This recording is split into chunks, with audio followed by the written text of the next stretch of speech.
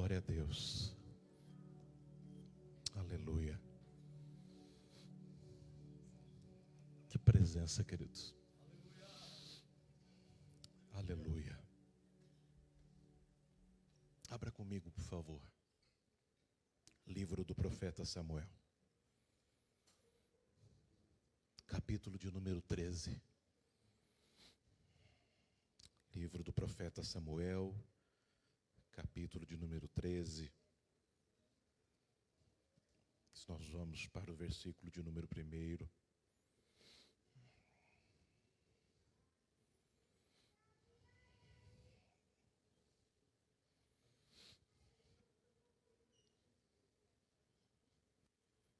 Todos acharam, amém? A palavra de Deus nos diz assim: Saul reinou 1 ano, e no 2º ano do seu reinado sobre Israel, Saul escolheu para si 3.000 homens de Israel.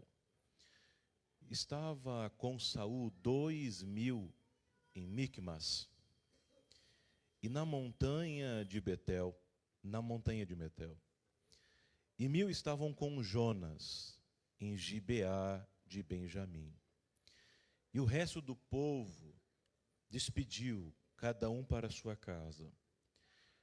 E Jonas feriu a guarnição dos filisteus, que estava em Gibeá. O que os filisteus ouviram, pelo que Saul tocou a trombeta por toda a terra, dizendo: ouçam os hebreus.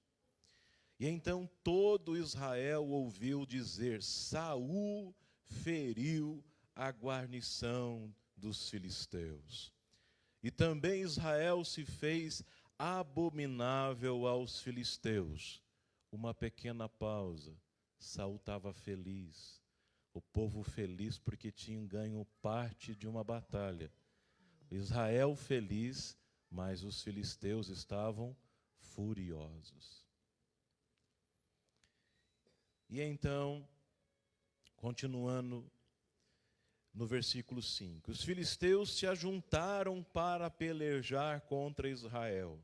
Olha a quantidade dos filisteus: 30.000 carros e 6.000 cavaleiros, e o povo em multidão como a areia que estava na beira do mar. E subiram e se acamparam em Micmas, a oriente de Bet-Avém.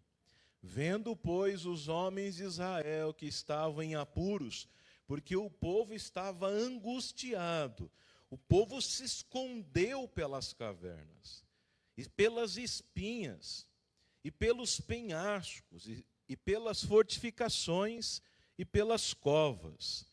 E alguns dos hebreus passaram o Jordão para a terra de Gade e Gileade. E estando Saul ainda em Gilgal, todo o povo ia atrás dele tremendo.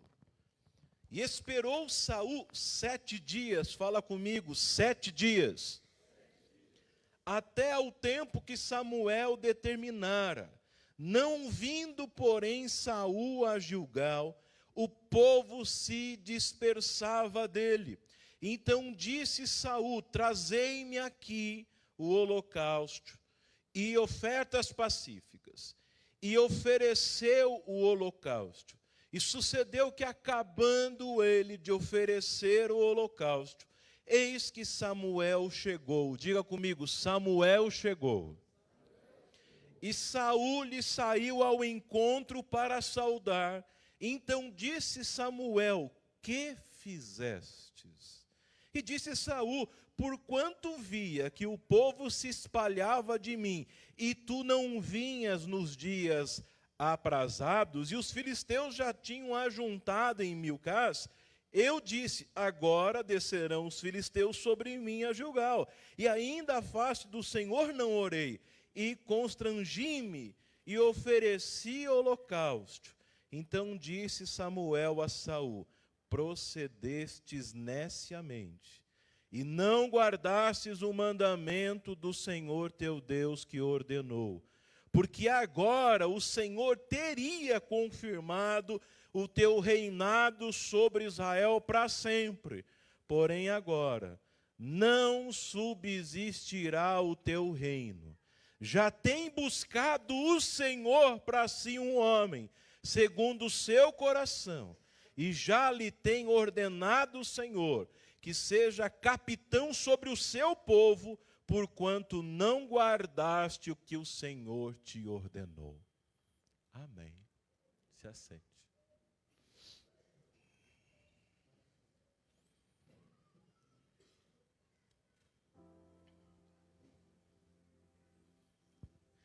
Eu começo com uma palavra pequena e muito forte. Triste. Que tristeza. Esse texto ele pode ser usado para uma grande repreensão, mas não é o meu intuito nessa manhã. O meu intuito nessa manhã é trazer claramente um estado de tristeza. Se nós olharmos um pouquinho para a história de Israel, Saul teve o privilégio de ser o primeiro rei. Primeiro rei. Historicamente, Saul seria lembrado na história de Israel, na história bíblica, como o homem que foi escolhido, o primeiro homem escolhido para reinar sobre Israel. Até um pouco tempo atrás era uma teocracia, Deus reinava. Mas de repente o povo se sentiu carente de um reino humano.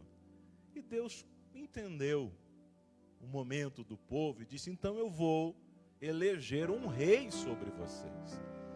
Vamos pensar aqui que de repente Deus olhasse para Colombo e quisesse fazer algo diferente, olhasse para a cidade inteira e dissesse: você vai ser o primeiro.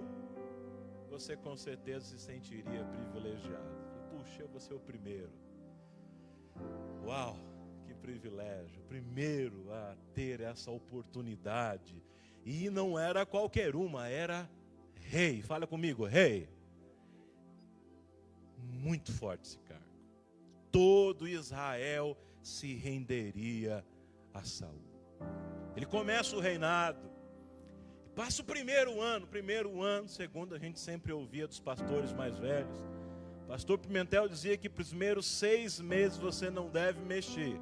Ele usava uma expressão dizendo: não corte o pé da mesa nos primeiros 6 meses. 6 meses você está ainda só conhecendo o terreno. Depois, mais 6 meses, você começa a se ater, começa a conhecer mais ou menos a situação. E foi exatamente nesse período que Saul já se achou forte, já se achou poderoso. Reuniu o povo e falou: vamos se levantar contra esses filisteus. E ele reuniu uma quantidade boa de gente, mas ele se esqueceu que o inimigo era forte. Mas olha, aparentemente o intento de Saul junto com Jonathan foi bem sucedido. Ele já conseguiu abater uma parte do povo filisteu. Mas a gente se esquece que toda ação corresponde a uma reação. E nos esquecemos também de que toda ação, se não for debaixo da direção de Deus, pode vir uma reação perigosa. E Saul então, depois disso, mexe com o vespeiro. E os filisteus se articulam e ficam irados. E diz a Bíblia que reúnem muitos cavalos e cavaleiros e carros e exércitos. E eles são muito maiores do que o povo de Israel. E diz a Bíblia então que Samuel diz para Saul: não saia à batalha sem antes nós oferecermos uma adoração a Deus. E nós vemos isso muito com Davi. Davi não saía à guerra sem antes pedir a proteção de Deus. Saul diz a Bíblia que espera 7 dias. E o povo começou a ficar inquieto, começou a se dispersar. E Saul, como um rei novo, um rei jovem, inseguro, imaturo, se desesperou. E Saul então, na sua ingenuidade ou não me cabe aqui dizê-lo, Saul faz o seguinte: traz tudo aquilo que é necessário para fazer a adoração, e que Saul, ou melhor, que Samuel, o profeta, usaria, e eu vou fazer. Diz que Saul faz, e é incrível que logo depois que ele faz, Samuel chega. Sabe quando você espera, quando fala, não vou mais esperar, aí você age, a pessoa chega. Já teve isso com você? Samuel chegou. E quando Samuel chega, Eduardo, é interessante quando Samuel chega. Saul sai ao encontro dele para saudá-lo. Tudo bem, pode ver. Ele sai ao encontro, ele não fugiu de Samuel, Ruberdã. Ele chega até Samuel para abraçá-lo, pastor Falcão. E Samuel olha para Saul e ele faz uma pergunta, Anderson: o que você fez? Essa pergunta é uma oportunidade para Saul. E Saul, meio que anestesiado, Edson fala: eu adorei. Você demorou, a situação estava ficando insustentável, e eu logo adorei para adiantar as coisas. Samuel fala: Saul, você está 1 ano no cargo, e hoje tinha um teste. Hoje era o seu teste. E exatamente hoje Deus iria confirmar o teu reinado sobre Israel. Mas você não passou no teste. E após 1 ano do reinado do primeiro rei de Israel, Samuel olha para ele e dá uma notícia difícil, pastor Eliel. Hoje você já foi rejeitado.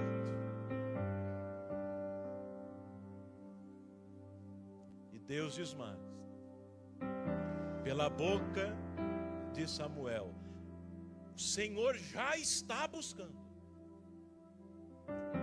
um substituto. Irmãos, eu não sei vocês, mas isso é muito triste. Muito triste. Em 1 ano, Saul, que ia muito bem, perdeu uma grande oportunidade. E eu quero nessa manhã, com meu coração muito contrito, trazer algumas reflexões para cuidar de você, para que nós nos cuidemos, para que não aconteça o mesmo que aconteceu com Saul. Porque o Senhor tem feito muitas promessas para essa igreja. O Senhor está levantando muitas mulheres e muitos homens neste campo. E o Senhor não tem desejo de rejeitar ninguém. O Senhor quer que você cresça, que você frutifique e que você seja uma árvore plantada à beira do ribeiro. E olhando para a Bíblia, eu aprendo a primeira lição: dobre a cautela em tempos de adversidade. Quando a adversidade vem, a nossa mente fica debaixo de pressão. E muitas vezes nós não pensamos bem. Debaixo de pressão, a tendência nossa é tomar atitudes que não seriam as melhores. Juntamente com a pressão psicológica vem também a pressão, ou melhor, a pressão intelectual, vem também a pressão emocional. E debaixo da emoção nós fazemos coisas que não deveríamos fazer. Quem nunca pecou, que atire a primeira pedra. Como assim? Debaixo de uma pressão emocional falou coisas que não deveria. Com o filho, no casamento, com o irmãozinho da igreja, com o amigo que você tanto ama. Estava nervoso e saiu o que não deveria. Eu aprendo aqui que Saul estava em guerra, estava perdendo a credibilidade, estava pressionado pelo povo, estava tentando resolver a situação.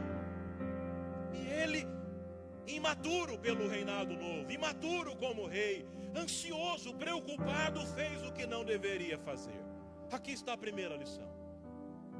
Tem dias que eu chego em casa e eu digo para a Patrícia: amor, hoje eu estou debaixo de pressão, hoje eu estou preocupado, hoje não estou legal. Sabe o que eu vou fazer? Eu vou para o quarto, eu vou me trancar. Mas por que, amor? Fica com a gente. Não é por mim, é por você.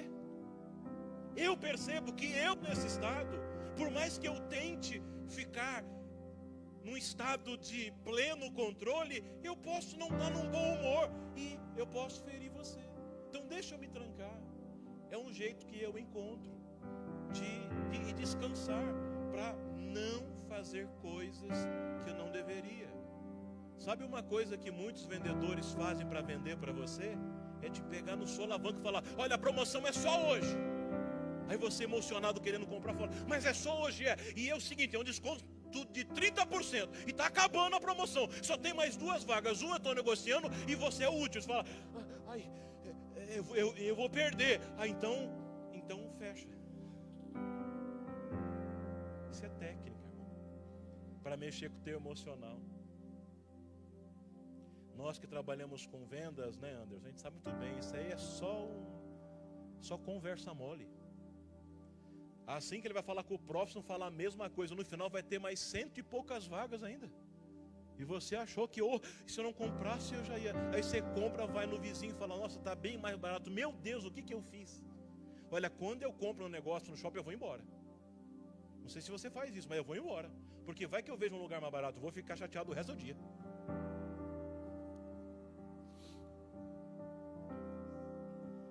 A segunda verdade que eu aprendo com Saul e com esse texto: conheça, fala comigo, eu preciso. Pode ser melhor, eu preciso conhecer e respeitar os meus limites. Saul era rei, sim, mandava muito, mas ele não era sacerdote. Ele podia fazer muita coisa: mandar prender, mandar matar, mandar guerrear, mandar retirar, subir, construir, demitir, quebrar. Olha, o que ele quisesse fazer era possível, mas não fazer o que um profeta, um sacerdote teria que fazer. Parece-me até um raio-x do Éden: faça tudo o que você quiser, mas não faça isso daqui. E ele foi exatamente fazer o que não podia. Saul fez o que não podia, o que não tinha autoridade para fazer. Ele não tinha legitimidade para fazer. Ele não tinha chamado para fazer. Irmão, vamos aprender com Saul. Qual é o teu chamado? Tem gente que foi chamado para uma coisa e quer fazer outra. Tem gente que foi chamado para pregar. E ele insiste, alguns têm um ministério assim, multifacetado como Paulo. Paulo é uma exceção da regra. Ensinava, pregava, escrevia, exortava, abria igreja, pastoreava. Vamos deixar que esse é fora da régua, não tem jeito. Mas tem gente que foi chamado para pregar e o negócio não quer ensinar também. Aí ele vai ensinar, não consegue ser profundo. É bombardeado de perguntas e fica nervoso. Por quê? Porque não é o chamado dele. Agora tem irmão que ele é bom de ensinar, é profundo, tem segurança, tem fundamento, traz contexto, etimologia, hebraico, grego, aramaico, latim, chinês, japonês. O homem gasta. Ele fala: mas eu queria tanto pregar. Aí ele vem aqui, não vai. Não é o chamado. Todos nós conhecemos Oscar Niemeyer. Ele era o quê? Arquiteto. Você viu por aí alguma assinatura dele? Responsável técnico por construção? Não. Mas ele se destacou como arquiteto. Mas tem por aí arquiteto querendo fazer obra. Aí faz a obra, ela cai. Aí ele deixa de ser um bom arquiteto porque tentou ser um engenheiro. A nossa lei humana, e eu estou aqui rodeado de doutores, vou correr o risco. Segundo o artigo 47 da lei 3688/41 fala, rege sobre o exercício ilegal de profissão. Humanamente já não pode. Algumas profissões são regidas por normas. E aí diz o seguinte: prática reiterada de atos visando ao mesmo fim, sem observar as exigências legais. Está contido como exercício legal da profissão e tenha uma contravenção penal de crime, pode ser preso. Mas daí no reino espiritual a gente acha que pode fazer, que não vai dar nada. Ah, não dá nada. Cada um de nós tem um chamado, querido. Você não precisa tentar sentar na cadeira do outro. E normalmente quem tenta fazer o que o outro está fazendo, com todo respeito e carinho, porque normalmente o que ele faz não está indo bem. Me lembra anos, o pastor Carlos me ensinou uma lição lá no Templo Central de Curitiba. Nós tínhamos na época 70 funcionários. E alguns funcionários, pastor Eliel, eles trabalhavam na igreja, mas também trabalhavam na área eclesiástica junto. Eles trabalhavam na igreja, ia lá no culto. Trabalhavam na igreja, ia cooperar lá tocando. Trabalhavam na igreja, ia lá pregar. Trabalhavam na igreja. E aí, só o que acontecia? Trabalhar na igreja não era tão legal como trabalhar no culto. Aí, com o passar do tempo, eles ficavam 95% na igreja e depois ia 5% do culto. Aí, com o tempo, eles se empolgavam. Pastor, posso ir lá para tocar? Tá bom, vai lá, voltava. Aí ele ficava 1 hora para tocar, mais 1h30 para ficar por lá. Aí ele voltava. Com o passar do tempo começou a ficar 50, daqui a pouco era 70-30 no culto e 10 trabalhando. Mas ele era pago para fazer o quê? Trabalhar. E aí tinha que chamar, já participei de comissão. Filho, vem cá. Você está sendo pago para fazer isso daqui. Não, pastor. Deus está me chamando para o ministério, eu estou pregando a palavra. Falou, filho, se você fizer o que você tem que fazer aqui e arrumar tempo para fazer um pouco lá, maravilha.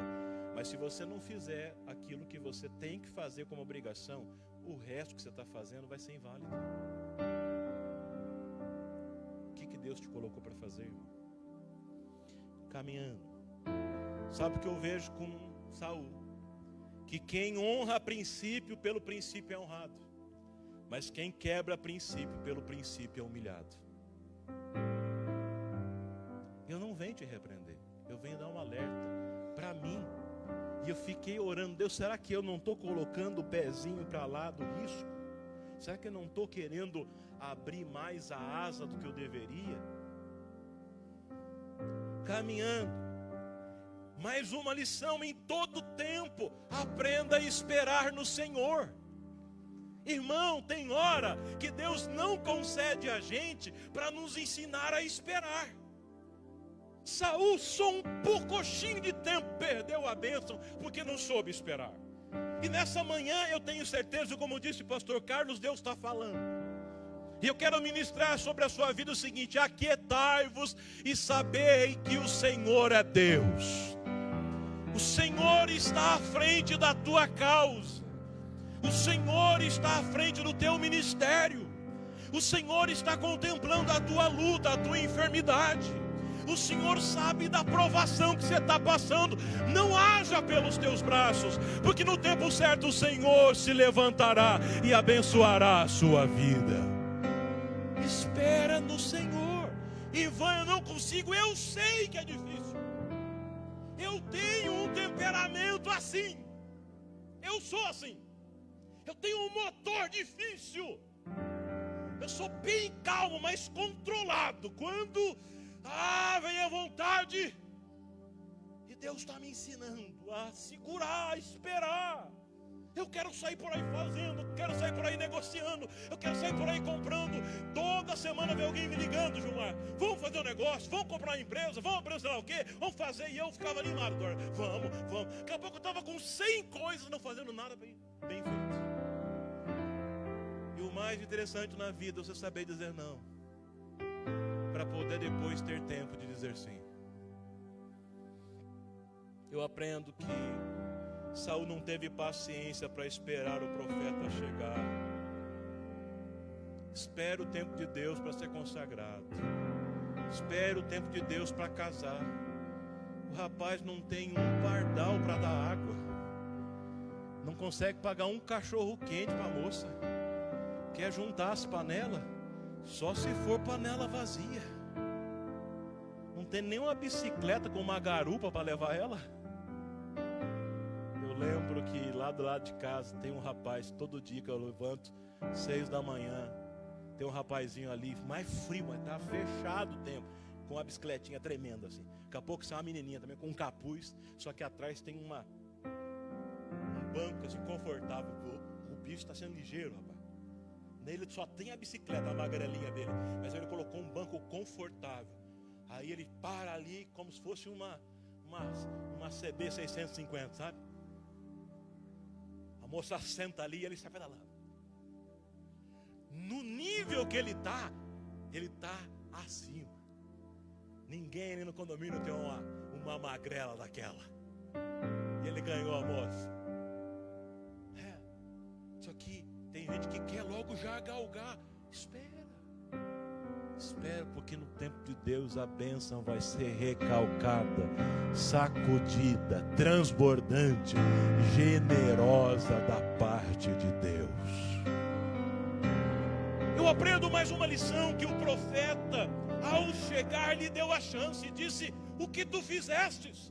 E naquela hora, se Saul tivesse dito: profeta, houve um tempo de insanidade, eu fui menino, eu errei, me perdoa. Ele não fez isso.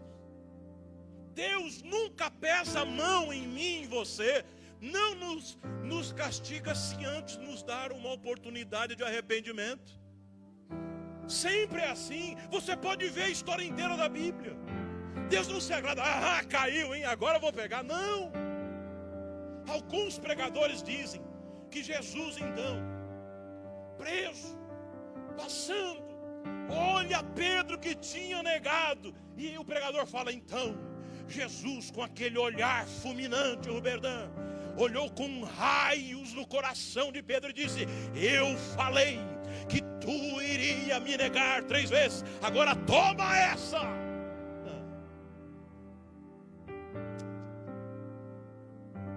Esse é aquele hino, né? Quem te viu passar na prova e não te ajudou, quando você...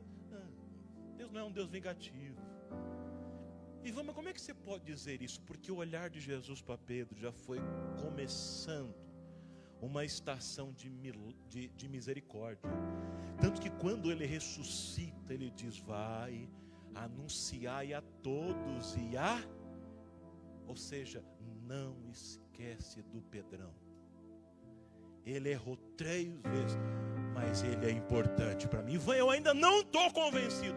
Quando vem, Jesus olha para Pedro e fala: Senhor, não dá, Senhor, eu errei. Depois de toda aquela conversa, tu me amas, ele fala: pastoreia as minhas ovelhas.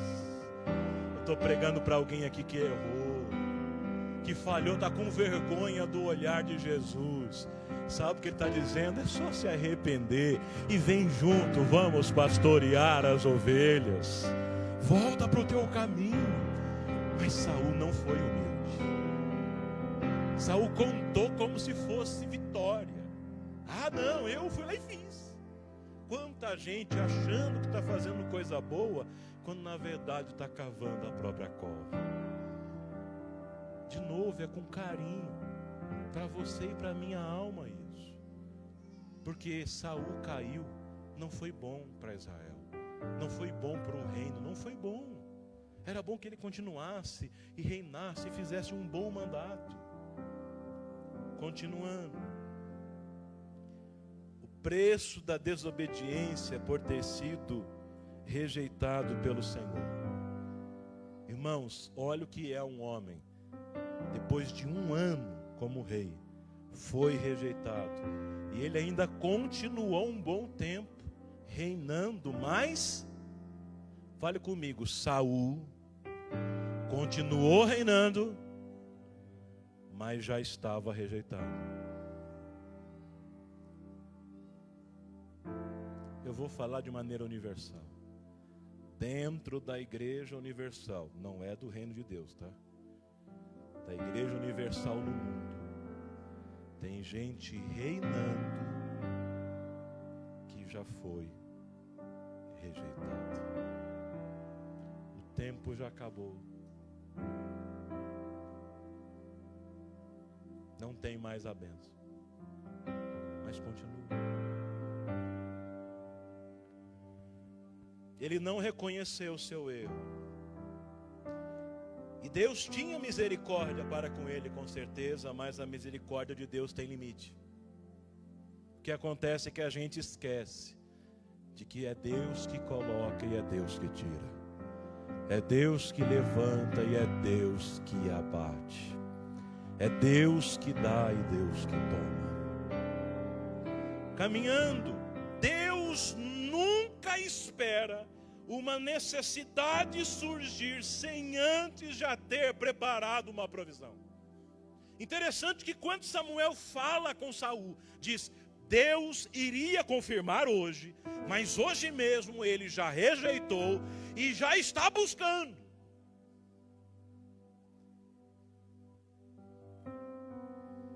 Você fala assim: não, mas se eu não ficar aqui, quem é que vai ficar? Sem mim esse negócio não acontece. Eu penso que Saul, porque Saul era um homem bonito, Saul é um homem muito forte, Saul é um homem de presença, era o rei ideal. Eu acho que Saul subiu um pouco no salto e falou: mas não tem outro igual eu aqui. Eu nasci para ser rei. E se eu não for, não tem ninguém para substituir. Eu sou grandão, vai pegar um baixinho? Eu sou de guerra, vai pegar o quê? Um pastorzinho? Eu sou alguém que não tem um histórico ruim, vai pegar um ruivo que historicamente é um amaldiçoado? Não, eu sou o melhor. Mas ele se esqueceu de que Deus não tem a mesma régua que o homem. Então Deus sempre tem uma provisão antes que a necessidade chegue. Ouça bem, você talvez está entrando, ou talvez está no meio de uma necessidade e não está vendo a possibilidade de solução. Eu repito, Deus já tem a provisão para a sua vida, mesmo antes que a necessidade aparecesse. Caminhando, Deus nos convida a caminhar pelo que foi criado e não pelo que foi formado. Ivão, o que é isso? Antes de ser formado, é criado. Formar é dar forma. Criado é trazer a existência. Oscar Niemeyer primeiro criava na mente a ideia do que ele queria. Depois ele ia formar, ele ia escrever. Na mente de Deus, o futuro rei de Israel já estava criado. Mas naquele ato, ele ainda não tinha nem nascido. Ele ia passar para um tempo de formação. Saul ficou anos ali, mas Deus já tinha criado e já sabia quem era. Só precisava nascer e formar Davi para pegar a cadeira. Eu quero dizer que se você caminhar somente pelos olhos humanos, você vai ver aquilo que foi formado. Mas se você pela fé conseguir abrir os olhos espirituais, você vai ver aquilo que Deus já criou para a sua vida. Eu falo para homens aqui que já foram criados pela fé para serem pastores, mas ainda estão no processo de formação. Mas você, na visão de Deus, já é um pastor de ovelhas. Estou falando para homens que vão ser futuramente grandes empresários, mas ainda estão num processo de formação. Mas aos olhos de Deus, você vai manter a obra missionária para o mundo afora. Estou pregando para pessoas que aos olhos humanos não são nada, mas aos olhos de Deus, você já é, em nome de Jesus. E aí, se você quiser depois pesquisar na história de Davi, você vai ver que ele é considerado o rei, mesmo ainda não sendo. E avançando um pouco mais, e indo aqui para as últimas lições para nós orarmos. Eu aprendo algo aqui muito forte com Samuel. Saul errou, sim ou não, Robertão? Errou. Mas Samuel nos deixa lições também.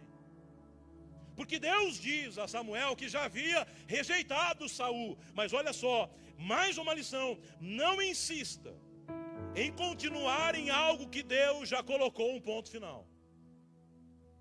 Samuel sabia que Deus já não queria mais Saul, mas continuava insistindo. Sabe por que Samuel continuava insistindo? Quem consagrou Saul? Samuel. É muito difícil você começar um projeto e você mesmo ter que terminá-lo sem ver o sucesso dele. Samuel foi e consagrou Saul, Anderson. E Deus diz, acabou, eu já rejeitei. Mas Samuel estava tentando dar um jeito, quem sabe mudar a opinião de Deus. Porque no coração de Samuel tinha uma dor. O sentimento de Samuel era de dor. Samuel queria que Saul recobrasse, que Saul se levantasse. Para Samuel era muito difícil ver quem ele tinha ungido ser rejeitado. Tanto que você vê a Bíblia dizendo, Deus aparece a Samuel e diz, até quando tu irás continuar insistindo, se eu já o rejeitei? Ei, talvez você tenha sentimento com alguma coisa.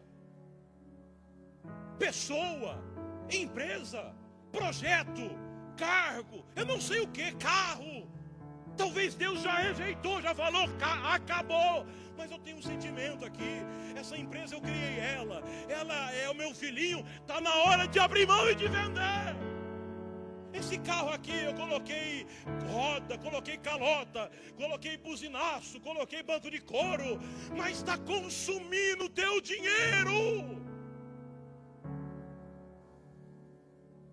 Esse cargo, você já está maduro demais, já passou, já não serve mais, mas o teu coração está apegado. E Deus te diz, até quando ficará se eu já disse que acabou?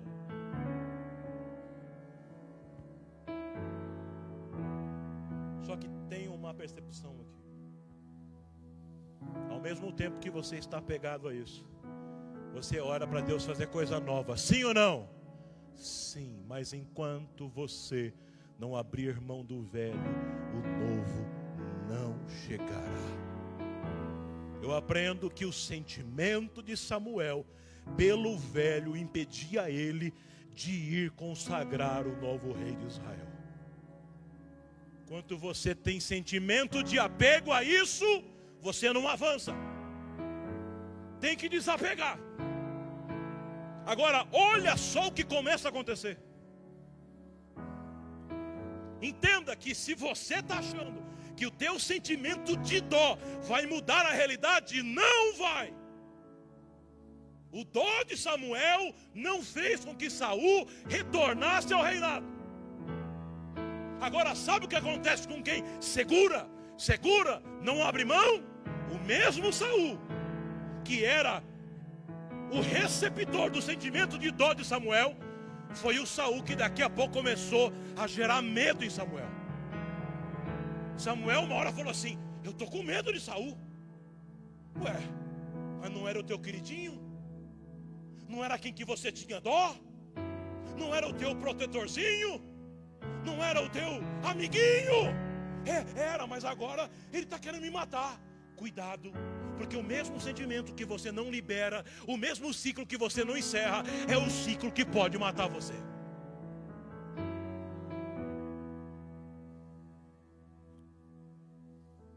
Além de você não receber o novo, o ciclo velho pode matar você. Tem gente que está entendendo essa palavra. Já era para você ter posto um ponto final há muito tempo. E você não bota o ponto final. Ah, mais, não. Eu já acompanhei quantos casos de drogaditos. Passei 3 anos dentro de uma comunidade terapêutica.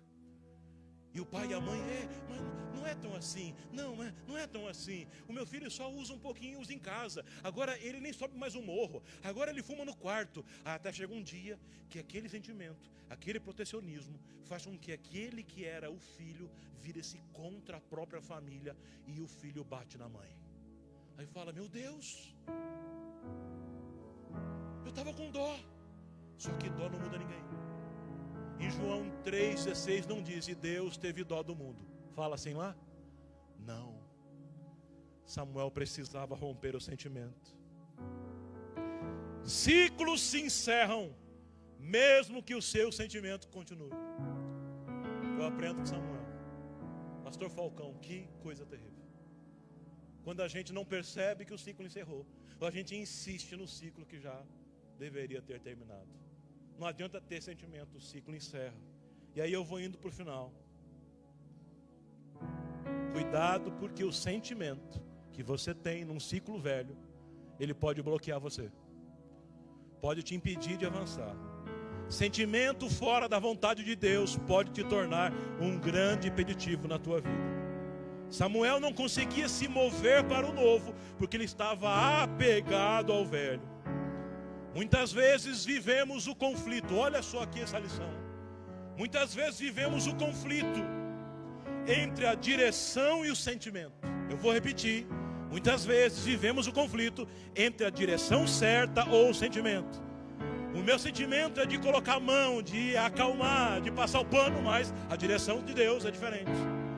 Muitas vezes vivemos o conflito entre a direção certa e o sentimento. Cuidado para que o teu sentimento não te leve a uma direção errada. E aí, eu aprendo que Deus deseja nessa manhã encerrar ciclos velhos em nossa vida. Eu não sei qual é o ciclo que você está tentando esticar. Eu não sei qual é o ciclo que você está tentando prorrogar. Eu não sei de quem que você está tendo dó, ou de alguma coisa que você está tendo dó. Eu não sei se Deus já mandou você mudar de casa, se Deus mandou você mudar de emprego, se Deus mandou você mudar de amizade, se Deus mandou você mudar, entregar o carro. Eu não sei o que que é. Mas quando a gente não entrega e não encerra um ciclo velho, nós não conseguimos avançar para o novo de Deus. E sabe de uma coisa que eu aprendo com Saul e aprendo com Samuel? A estação, o tempo de Samuel com Saul não tem como se transformar no tempo e na estação de Samuel com Davi. Algumas vezes a gente ouve pregações de evangelistas, avivalistas dizendo: porque Deus vai renovar, porque Deus vai fazer coisa nova e Deus vai restaurar. É verdade, tem hora que Deus restaura, porque Deus tem prazer nisso, mas tem hora que Deus encerra e começa do zero. No caso de Saul, não tinha o que mais renovar. Ouça bem, era ponto final.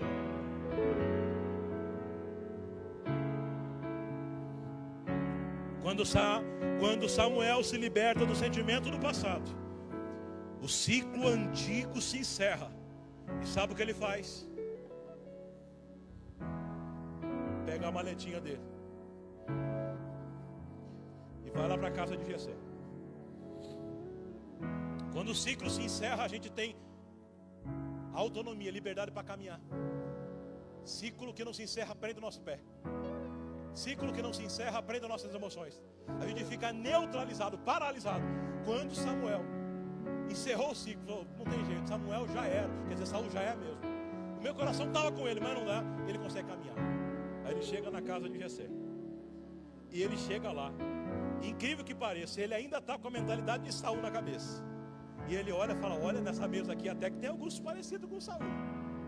Tem uns bonitão aqui, hein? Eu acho que é aqui que eu vou achar o meu segundo Saul. E Deus fala: para de ser, vou falar uma palavra mais tranquila, tonto. Palavra que criança fala, né? Para de ser tonto. Eu encerrei o ciclo de Saul. E para minha terra Israel, eu começo um novo tempo. Não terá mais aquelas características, não terá mais aquela linhagem, mas eu surpreenderei a terra de Israel e trarei alguém que ninguém achava que dava nada. Um pastor de ovelhas se assentará no trono de Israel. Alguém que nunca pegou uma arma de guerra vai vencer todas as batalhas. alguém que não tem autoridade humana para dizer, mas debaixo da autoridade divina, ele será honrado, e a terra de Israel saberá que o Senhor é Deus. Eu termino dizendo: ciclo encerrado também não quer dizer que alguma coisa já começou. Porque Davi, após ser honrado, Davi, após ser consagrado, ele vai diretamente se assentar no trono, sim ou não? Não. Ele volta lá para o pasto. Não pense que o ciclo encerrou e fala: agora sim, qual que é a próxima cadeira? Qual que é o próximo cargo aí? Maravilha, já vou lá. Vai ser a posse quando, pastor? Calma, volta lá para o pasto.